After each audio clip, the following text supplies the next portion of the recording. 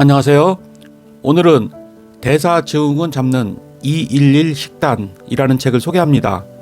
이 책은 영양학 전문가인 남기선 박사와 건강식생활 요리 잡지 더 라이트가 점차 늘어나는 대사증후군의 이해와 원인, 그에 따른 예방과 관리를 고민하는 분들을 위해 손쉽게 실천할 수 있는 식단과 레시피를 과학적으로 개발해 소개하였습니다. 그러면 책의 주요 내용을 살펴보도록 하겠습니다. 대사증후군의 이해. 대사증후군은 심근경색이나 뇌졸중의 위험성이 큰 상태이다. 이 상태를 방치하면 생명을 위협하는 질병으로 이행될 가능성이 크므로 적극적으로 예방 관리할 수 있도록 세계보건기구에서 대사증후군이라 이름을 붙이고 관리하고 있다. 신드롬 X, 대사증후군, 메타볼릭 신드롬. 1923년부터 관상동맥질환, 심근경색, 뇌졸중, 협심증 등의 주요 위험 요인들의 공통적인 특성에 대한 연구가 이어져 왔다.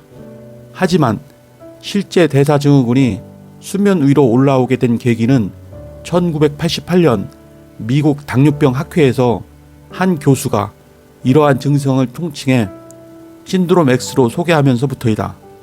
레벤 교수는 그 공통 원인이 인슐린 저항성이며 이 증후군이 당뇨병과 심혈관 질환의 위험을 높인다는 가설을 제시했다.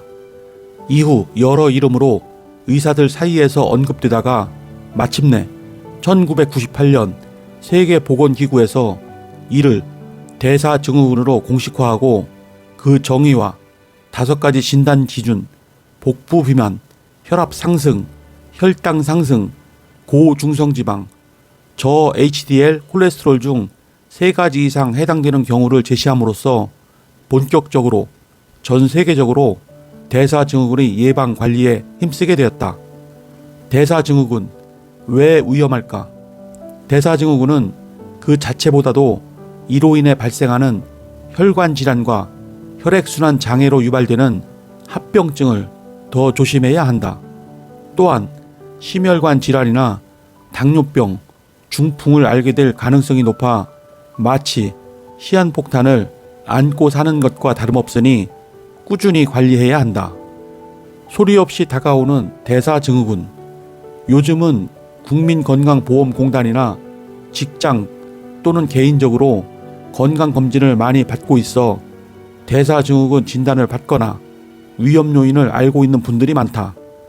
그러나 대사증후군 진단을 받은 분들이라도 처음에는 별다른 증상이 없기 때문에 적극적으로 치료하지 않고 방치하다가 결국 심근경색증이나 뇌졸중까지 이르곤 한다. 물론 당뇨병이나 고혈압, 이상지질혈증과 같은 질환들도 초기에는 증상을 못 느끼는 경우가 많아서 병의 심각성을 모르고 방심하는 경우가 많다. 진단을 받을 때는 잠시 개선해야겠다는 생각을 하지만 실제로 의지를 갖고 꾸준히 노력하는 사람들이 많지 않은 것이다. 결국 합병증을 얻어 몸이 힘들어진 뒤에야 후회하며 병원을 찾게 된다. 당뇨병, 심혈관 질환, 암까지. 대사증후군을 치료하지 않을 경우 발생하는 가장 큰 합병증은 협심증과 심근경색 등의 심혈관 질환이다.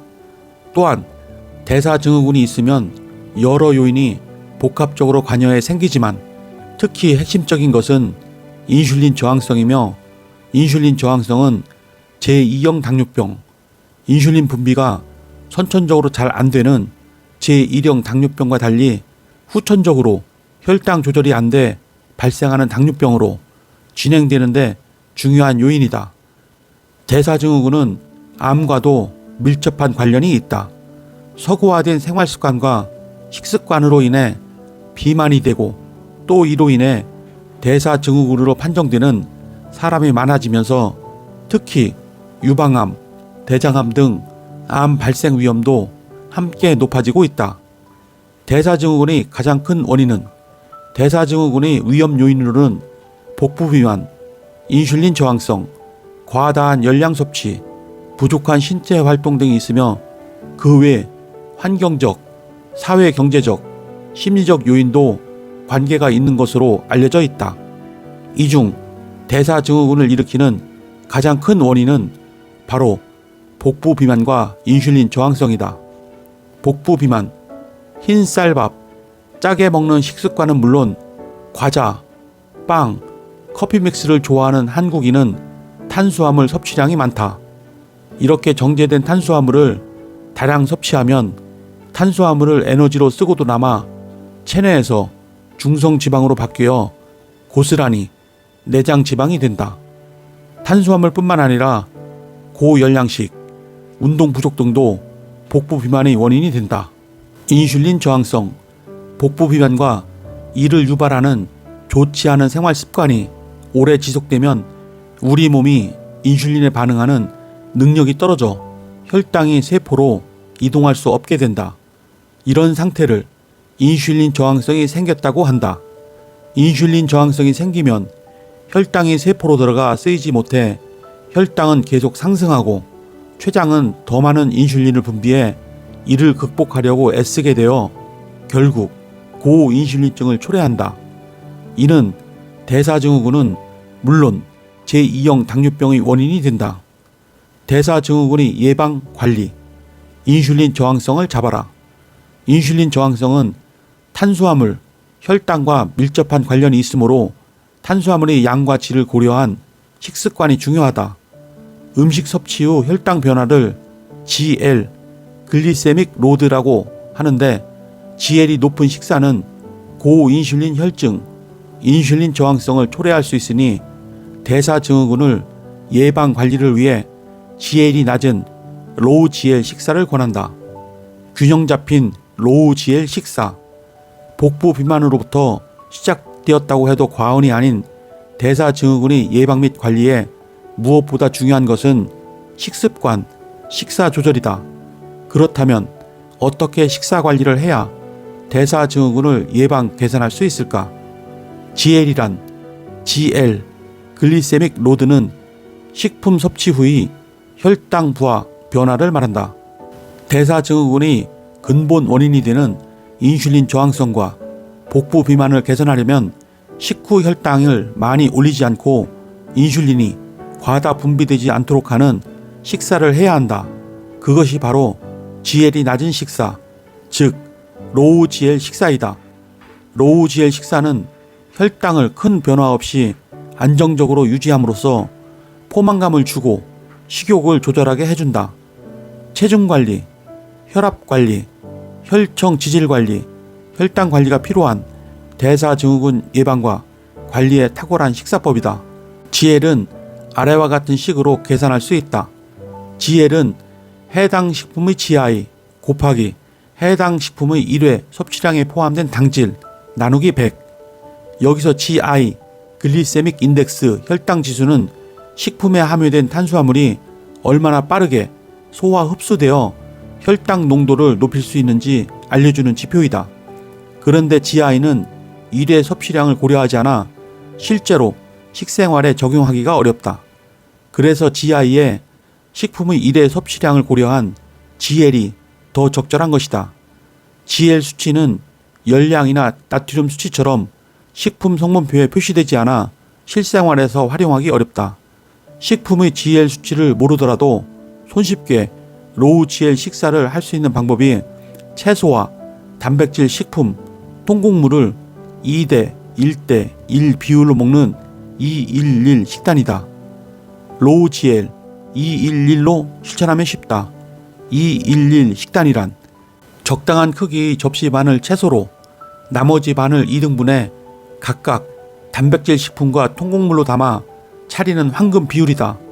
다양한 색의 채소 대 저지방 고단백질 식품 대 통곡물은 2대 1대 1, 채소 2, 식이섬유가 충분해 지혜를 낮추는 데 도움이 되고 항산화 비타민과 무기질, 파이토케미컬이 풍부하여 대사증후군의 위험 요인인 각종 염증 반응을 줄이는데 효과적인 채소는 이만큼: 익힌 채소, 나물, 채소볶음, 생채소, 쌈, 샐러드, 무침 등 한 끼를 기준으로 150에서 200g 정도 섭취한다.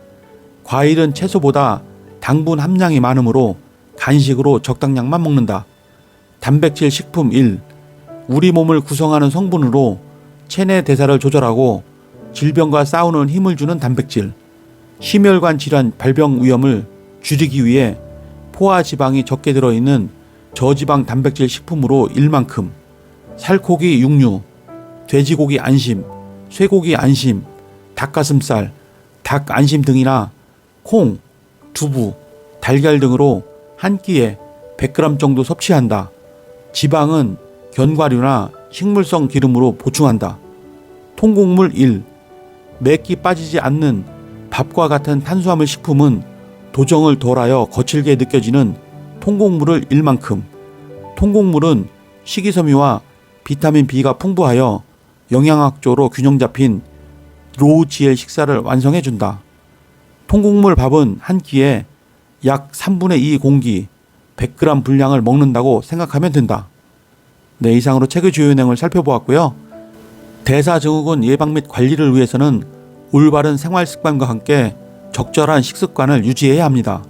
비만은 대사증후군 발생 위험을 증가시키므로 체중을 적정하게 유지하고 필요한 경우 체중 감량을 위해 식습관 개선과 운동을 결합한 생활습관 개선이 필요합니다. 대사증후군을 잡는 건강한 식습관을 이해하는 데 도움이 되셨다면 구독과 좋아요 부탁드립니다. 그러면 다음 시간에 뵙겠습니다. 감사합니다.